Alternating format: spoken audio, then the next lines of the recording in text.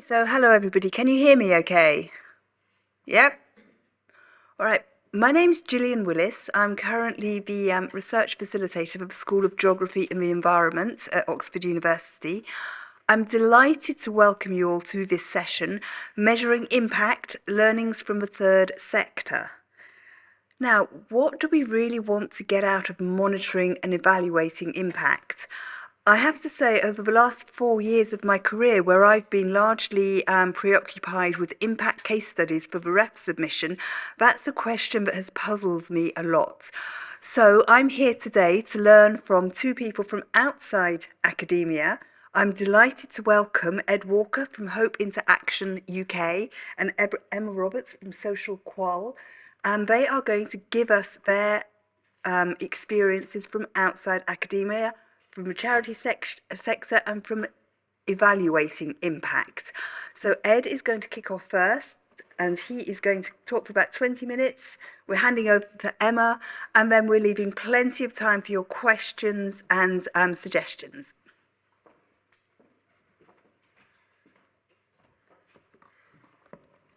Great. Well, it's a pleasure to be here.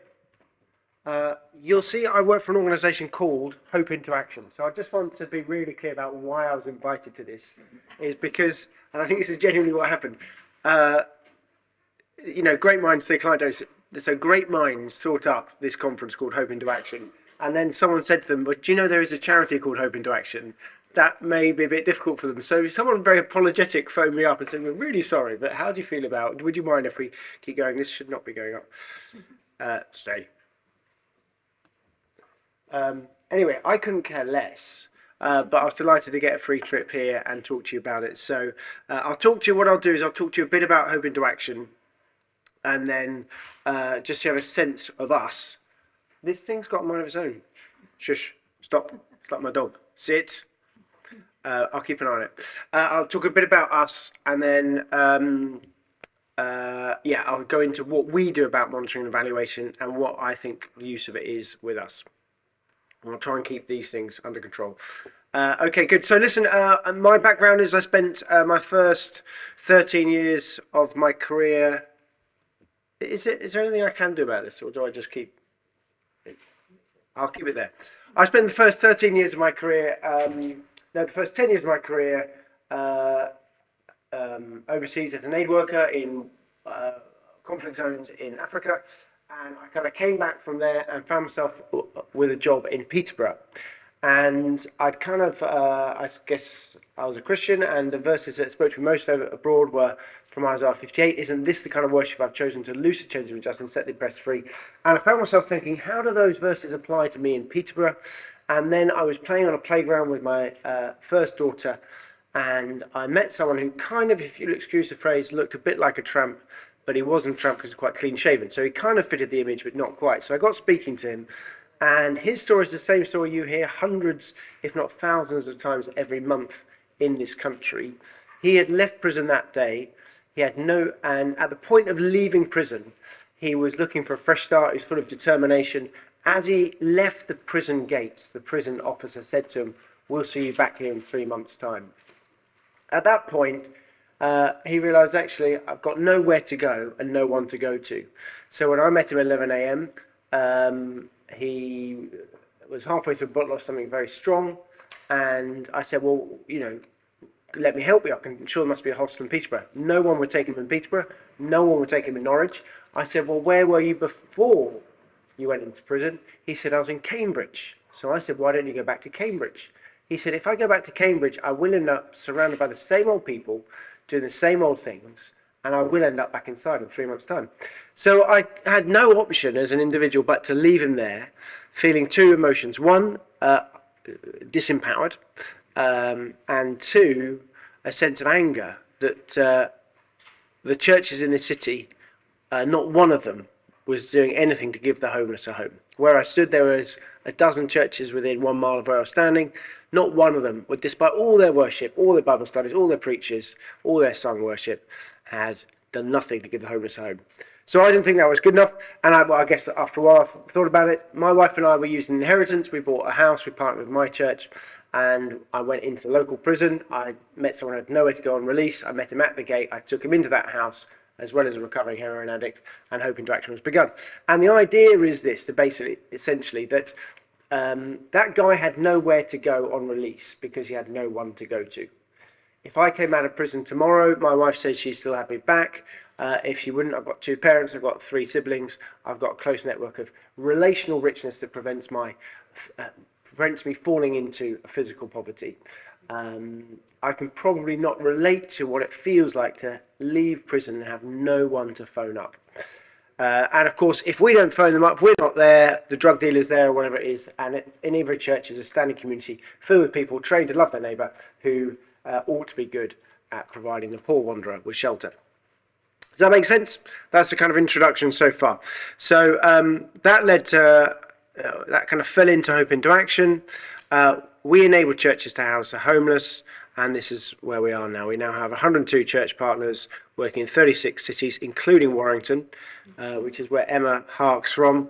And tonight, 327 people tonight are sleeping in our homes across the country. This is where they are.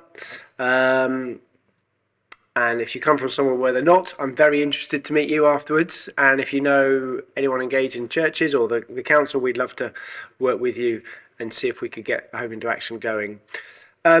This is, if you like, our poor wanderer, to quote Isaiah again, or a homeless gentleman, or someone leaving prison. Every single house follows this model that we set up in that first house. He needs a home. He's looking left, he's looking right, he doesn't know where to go. Using investment capital, silly thing. Using investment capital, we buy a house, every house in partnership with the church. The church provide positive role models, and then which are these people there? Sorry, it's got mine of its own, this thing. And then we provide what we call an empowerment worker, a professional, to work alongside the church and alongside the tenants every single day, and to provide a professional seam through everything we do, so that everything we do has got quality as well as a sort of the advantage of social capital from the local church. That approach has run us various wards, and we don't limit it just to people who come out of prison, refugees, people fleeing trafficking, those escaping domestic violence, and so on and so forth.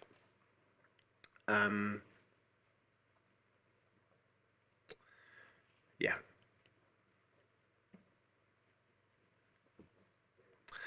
And these are our outcomes. I'll just let you have a moment just to read those and take them in. Oh, silly thing. Sorry, it's always been set up on one of these loop things. Someone else did this for me. So, stay up.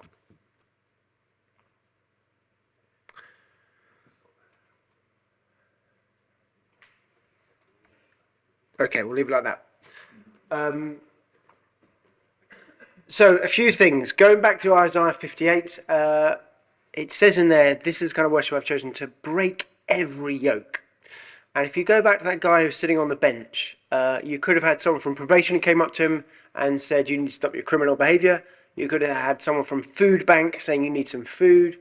You could have had someone from the drug agency saying you should give up your alcohol. You could have had someone from a debt agency. Could have a Christian said you need to know God, and actually, individually, none of those things address him in his as a holistic being. If someone comes into our homes, we want to see not only the things that led him to there, but the systems that kind of his whole life in holistic approach. And so, just as you're doing, if you are living as a tenant, you need to maintain your tenancy, you need to have strong relationships, you need to abstain from crime, engage in some positive activities, not misuse drugs or alcohol, and you've got to pay your rent and do your financial management. And we think all of that is really important for every single person. There we have what's called a person-centered approach. So if someone comes into our house, we don't tell them what to do, we ask them what their priorities are, and we trust them that they know their priorities better than us. And there are our outcomes. I'm really proud of this. What I think is really interesting is in the sector, if you're an aid worker, you have a whole bunch of measurements that you have to comply with. So if I put a water point in a desert as an aid worker, I have to make sure that the water quality is a certain standard. I have to make sure it's not within 10 yards of a latrine. I have to make sure lots of things have to occur to make sure that water point is to standard. What strikes me about the homeless sector in this country is no one really knows. There's no standard measurements for hostels. There's no standard measurements for shelters. And no one really knows, or very few people know in the sector, can measure their outcomes, can say, yeah, of our people that came into our hostel, 10% maintained, 20% didn't get evicted. Those stats don't exist. They're not routinely measured in this country, despite billions of housing benefit going into the sector every year. And so our model is one where we give people a home rather than a hostel. And from day one, we wanted to measure our outcomes to know that whether what we're doing is good or not. So this is first and foremost a feedback to us. If you take that top line about maintaining tenancy, there was some research done in Liverpool a number of years ago, and it said roughly 20% of people in the hostels, all the hostels across Liverpool, roughly 20% move on and sustain their tenancy. So us to be scoring 90% is an indicator that's doing okay. I'd put it to you that any charity in the country with a year-on-year average of 90%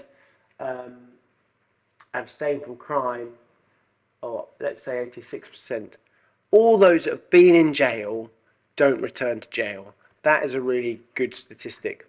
I draw up those two because they are the easiest to measure. Most of the others are very hard to measure.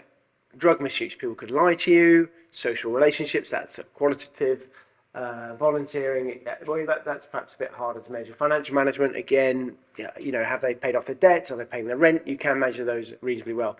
But even the question of has someone gone back to jail, you'd think is easy to measure. Has someone abstained from crime, you would think it's easy to measure. But someone may come out of prison and they may commit a crime and we may not find out about it.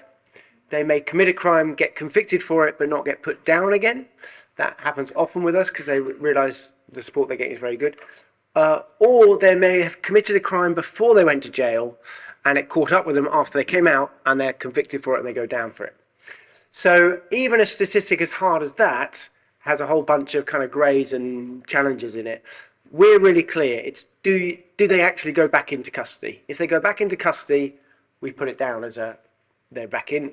If they don't, even though they've committed a crime, then we keep it as that they've abstained from crime. That's how we've chosen to measure it. And so that even that statistic there are challenges with it, there are flaws to it, there are imperfections to it. And our definition of success isn't actually limited to whether or not they go back to jail, because for some of ours, we define our success, have they felt loved by the local church? And for some of ours, I can tell story after story where people have come to our home, they've done 9 months really well, that's longer than they've been out for a long period of time, they end up back inside, but we still stay in touch with them, and when they come out, we house them again. We define that as success. Or maybe they go into jail and the first person they ask to see is their local vicar. We define that as success because we're getting some more wisdom into their lives. So I'm just trying to bring out to you some of the challenges of actually measuring your outcomes or your impact. Even something as straightforward as have they committed crime isn't straightforward. And I think in the sector, I know perhaps you're not interested, in the homeless sector, if you can say that, this is a really underdeveloped, it's underdeveloped in my view.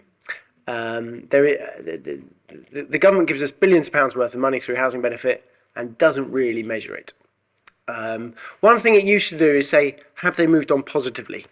Is there, and so what you used to write when you ran hostels was, so-and-so has moved on to independent living. And I have a fundamental challenge to that assumption that is good news, because I think human beings are interdependent beings. And so if your end goal is to move them into a flat alone, I don't see why that's a pot of gold worth aiming for. If that's the pot of gold at the end of the rainbow, I'm not convinced it's the right one. Actually, what we try and measure is once they moved on, has their social capital increased at the point of move on than at the point of move in? If so, they have a greater resilience to cope with the inevitable shocks of life that come up. Does that make sense? How do you measure social Well, yeah. I mean, so you could ask someone how many relationships you had before. It's qualitative. How many relationships did you have before? How many relationships do you have at the end? I told you about our first client, or tenant as we call it, who I moved in from jail. The second one, I would say, is one of the most vulnerable men I've ever met in my life. He was a recovering heroin addict. He's moved on. Every now and then he'll still phone me up. He phoned me up last week, true story, 13 years after I first met him, said, Ed, I've got some money, my PIP got paid out, I want to buy a motorbike. Should I buy a motorbike? At the end of it, anyway, in the end of it, he sent me a text, go, Ed, I'm not buying a motorbike, thanks for your advice. I haven't actually said anything, I just, you know. But the point is, I am a bit of an extra resilience in his life. And in this occasion, I think he made a wise choice not to buy a motorbike. And so I am improved social capital for him. You could say he's back in touch with mum and dad, which he is, so that's improved social capital for him. So in that instance, you would say his social capital has improved. That gives him extra resilience. When his girlfriend dumped him, he phoned me up and, you know, blah, blah. When he got beaten up by someone else, I was there, I picked him up, I took him to the A&E. This is 8-9 years after he moved on. So, yeah, social capital. Yes. I was wondering, what I don't see here is whether they are in jobs and keeping jobs. I don't see that measure here because to me that Yeah. is the real path to sustainability in terms of keeping substance, keeping up substance abuse and relapsing essentially. Yeah. Yeah, we do capture that. It's about 40%. It's just that I just haven't obviously got the wrong table, so I haven't got it on there. But it's about 40%. But again, jobs is a really difficult one. What kind of a job do you get? You know, it's easy to say, oh, well, they'll get work. 1 day a week, 2 days a week, then your benefits get hicked up. Permanent job, 0 hours contracts. The transition from multiple long-term homeless into work is a messy one. It takes a very long time before you've actually got a job that's permanent or anything like that. So it's very messy. And we have a very supportive approach as a landlord, but without that, it would be a real challenge. My time is nearly up, so I'm going to end 2 minutes early so that you can hear from Emma. I will just say this very quickly if I can. How do I get this back? Hang on. Couple of things. By the way, if you're interested in this at all, there is a book out there. You can have it for free on the condition that either you will read it or you'll give it to someone who you know might be interested. I've got a couple here that are more down in the stall. And if you are interested, I can show you. I've knackered this up now. Can I get this back? Is there a mouse here? How do you... Oh, there it is. Well done. Okay. Slideshow. From current slide. Definitely. Okay, so that's that. Last slides. If you want to, in any way, get support, get your phone out, get in touch. These QR codes are quite snazzy. We're looking to find another 50 churches in the next 9 months. So if you know of a church, get in touch. Blah, blah, blah. If you want to run a franchise in your town or know someone that might do, get in touch as well. And that's me done. Thank you, Ed. That was really thought-provoking. Emma, it was you. When...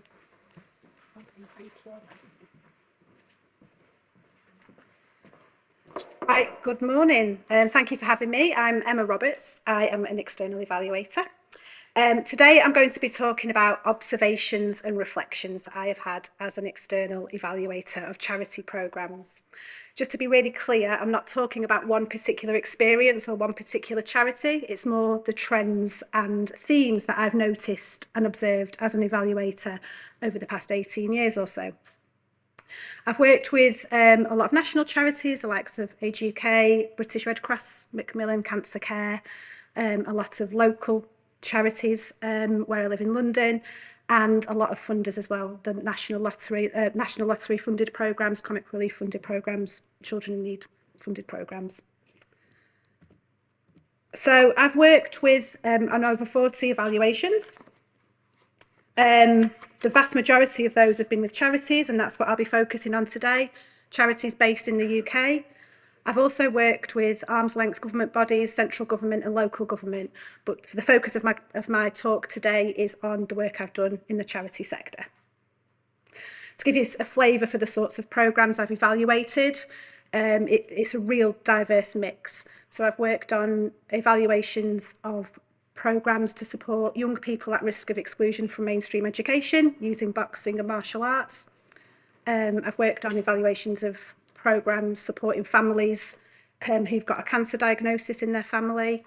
I've worked on evaluations of all sorts of different things, lots of infrastructure programmes in the voluntary sector, funding programmes in the voluntary sector, legal advice for refugees. It's a real mix. I don't see myself as a particular specialist in one sub-sector of the charity sector. So why does this matter, and why am I talking about it today at a social science conference? I think that the environment in which these evaluations take place is really interesting and something that we should reflect on, and not something that I've seen many people talk about or reflect on collectively. A bit like the way a lot of academics do research, is a very particular environment and a bit of an institution, an industry around the research process and putting grant applications together. It's kind of similar for evaluation on a slightly smaller scale. So where does evaluation fit within a charity programme or cycle? Now, this is a bit of a crude description, but just to give you a bit of a flavour for how evaluation is commissioned and how it fits within a charity cycle. So typically, good practice would be that a charity would do a needs assessment. They'd do some data collection, understand what the need is for their programme. They'd then design a service or a programme to meet that need, and then they'd start delivering. Shortly after that, they might commission an external evaluation. That's where somebody like myself might come in. Just to say, external evaluators come in all sorts of shapes and sizes. So you have big consulting firms doing this work. You have market research firms doing this work, the likes of Ipsos and Kantar. You have medium-sized consultancies doing this work, academics, universities, research centres, and then people like myself who work independently as well. So the evaluation is commissioned. And one of the first things we often do as evaluators is we help the charity to articulate the impact that they're trying to have. So that's where we use a theory of change approach. Sometimes it feels a little bit topsy-turvy, because wouldn't it have been great if they'd gone through that process at the design stage so that they could design according to the change they want to see in the world. But often that's not been done. So we come in as evaluators and have to kind of go back a step and say, okay, so what are the changes you want to make, and what is the pathway for your programme to make those changes? And it's usually a very collaborative process and quite an eye-opening process too. And then on the back of that, we will put an evaluation plan together and start collecting data, usually a mix of quantitative data, a bit like what Ed just showed us. And we often expect or hope that the charity will do some of that themselves, and we'll give them some guidance of how to go about it. And then we as evaluators will usually do the qualitative data collection. We then go through an analysis and a reporting process, and in an ideal world that will feed back in to the next round of a charity programme. To give you a sense of scale, a lot of the programmes I evaluate are usually somewhere between 2 or 3 years long in duration. Sometimes I come in from the beginning of a programme, or occasionally they'll ask me to come in at the end to look retrospectively back at the impact that they've achieved. And how is this process of evaluation commissioned? And I think this is quite interesting. So a charity, if they're lucky, they'll have an evaluation person working with them, or even maybe for some of the bigger charities, they'll have an evaluation team, but often they don't, and it's a programme manager. It's somebody who's really passionate and really good at what they do, and they're a practitioner, and they'll write a specification, a bit like a call for proposals, but for evaluators. They put that out into the world, and us as external evaluators respond, and there's a little bit of competition around who's going to get that evaluation contract. Tenders are scored and assessed, and then an evaluator is appointed, and then they're managed by the charity. And like I say, that might be by an evaluator or by a practitioner. So how does this commissioning cycle maximise impact.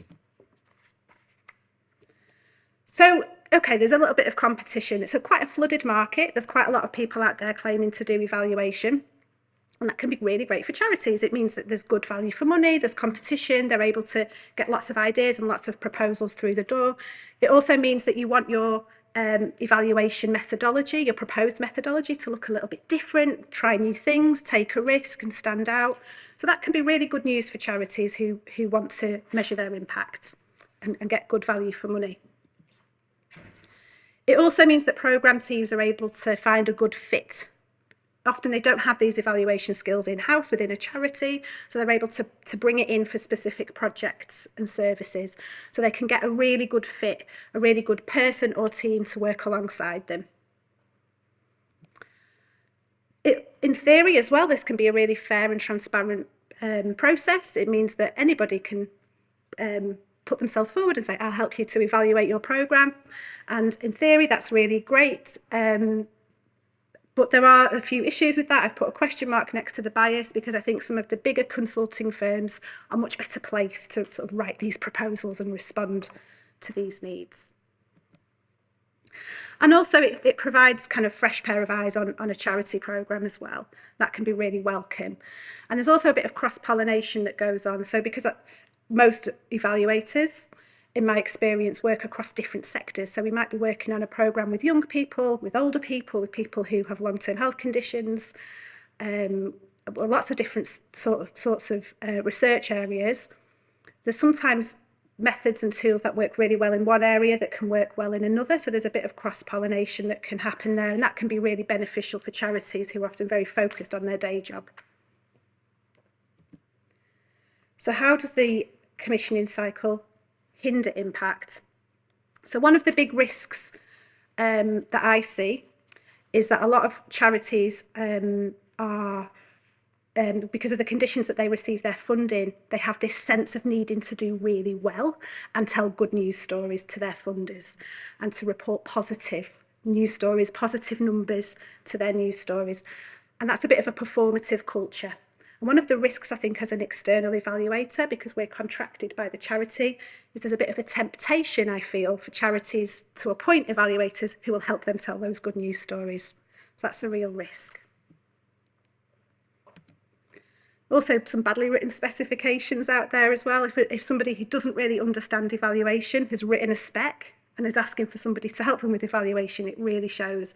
So sometimes they ask for all of the buzzwords. We want a social return on investment, or we want an economic impact assessment. They ask for everything in with it, and actually it's not really what they need. But because they're not experts, they don't know. So they're writing sort of badly written specifications, and then evaluators are responding, trying to sort of guess what they think is needed.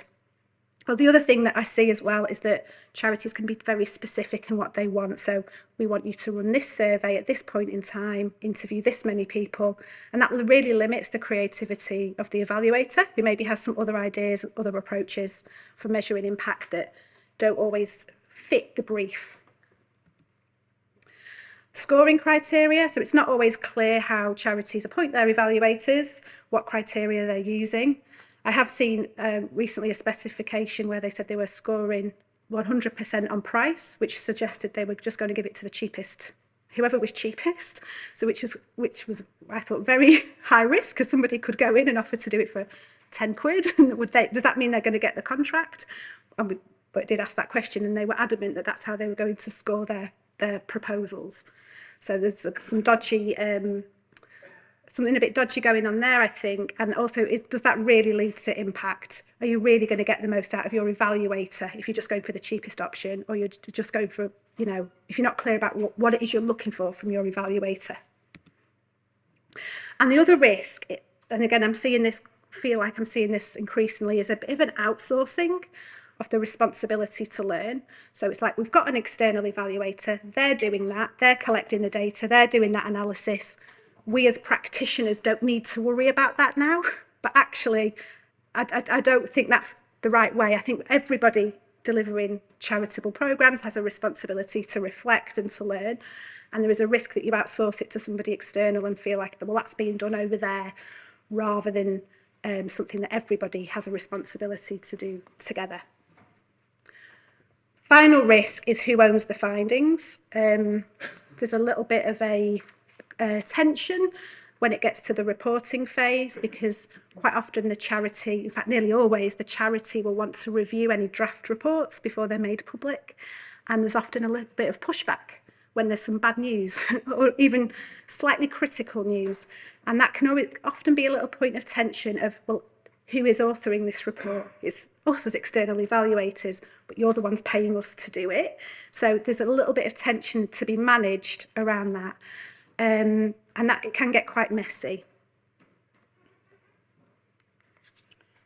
Okay. So based on all of that, a few reflections that I'm sort of going through at the moment in my role, things that I'm trying to do better and committing to doing differently. Is to go beyond just collecting data and writing reports. I just don't think that's enough. I think we need to help our charity partners and practitioners to learn and to ask each other and themselves brave questions and create spaces where it's safe to fail, it's safe to not do well. And I'm increasingly seeing my role as an external evaluator to be more than just a data collection and report writer, but actually enabling those sorts of spaces too. I'm also saying no when I think a charity wants a PR evaluation or good news stories. Because of that commissioning process, it often feels like we as evaluators are being recruited by a charity, but I'm increasingly trying to flip that a little bit and saying, well, are you a charity that I want to work with? Are the values aligned here? Are you prepared and willing and brave enough to hear that bad news where things haven't gone well and to act on it? Because if not, I'm not sure I'm that interested in providing evaluation services with those sorts of organisations. And also to support brave conversations with donors and funders. A lot of the pressures from all of this come from the donors and the funders who fund the charities to do the work, expecting certain outcomes, certain outputs, high numbers. It's quite a high pressure environment. And I think that potentially as external evaluators, we have a role to play in challenging some of that and reflecting that back to the funders and the donors as well. Thank you.